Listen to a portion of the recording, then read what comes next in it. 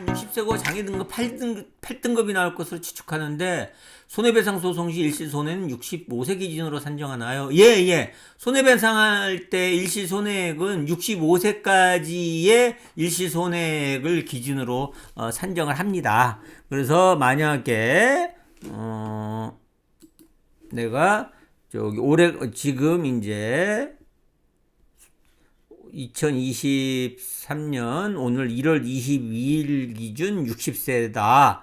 예? 그래갖고 내가 23년 1월 22일 생이다. 오늘 날짜 태어났다. 그래서 만 60세가 오늘 딱 됐다. 만 60세가 됐다. 이런 경우에는 언제까지? 만 65세가 되는 2028년이죠. 8년 1월 21일까지 1월 22일이 아니죠. 1월 22일까지의 5년간의 일시손해액을 청구할 수 있습니다. 그런데 김법국님이 8등급이시면은 노동력 상실률이 꽤 나올 거예요. 그래서 8등급이시면 노동력 상실이 꽤 나오실 것 같은데, 그래서 5년간의 일시손해액을 산정을 했을 때 8등급으로 했을 때 그 나오는 이제 총 손해액이 있어요. 만약에 8등급인데 그 8등급이면 많으면 한 40%까지 정도까지도 나올 수도 있을 것 같은데 40%다. 그렇게 해갖고 계산을 했을 때 나오는 이제 총 손해액이 있죠. 총 손해액에서 이게 8등급에 해당되는 이제 장애급여액을 공제를 해요. 장애급여액.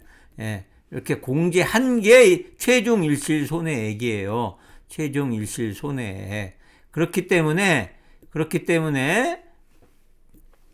이 8등급 높은 등급을 받아서 노동력 상실률이 높은 만큼 또 공제되는 액도 많잖아요. 그렇기 때문에 일반적인 이게 산재가 아니라 교통사고다 그러면 5년간의 일시손해액을 당연히 청구 가능한데, 이게 산재사고의 경우에는 요 일시손해액에 해당되는 총 일시손해액에 해당되는 금액에서 장애급여액을 공제를 하기 때문에 최종 일시손해액은 계산을 해봐야 알겠지만은 이게 영원이 될 가능성도 있어요. 그래서 5년간에. 왜냐하면은 노동능력 상실률이 40%로 많다는 것은 그만큼 등급도 높다는 거고, 등급이 높다는 것은 공제할 금액도 많다는 거잖아요. 그러니까 이 총손해액이 40%로, 노동력 상실률 40%로 총손해액이 늘어난 만큼 장애급여액도 또 늘어나기 때문에 결국은 이게 60세 이상이 되면은 이 계산을 했을 때 손해배상 일시손해액이 없을 가능성이 좀 크긴 해요. 그런데 그렇다고 하더라도 40% 정도 되는 경우에는 이제 이걸 기준으로 해서 위자료를 산정을 하는데, 위자료를 산정했을 때 그러면은 만약에 40%라고 하면은 위자료만 해도 최소 2천만 원 이상은 청구를 할 수 있기 때문에 일반 등급이 낮은 분들보다는 어쨌든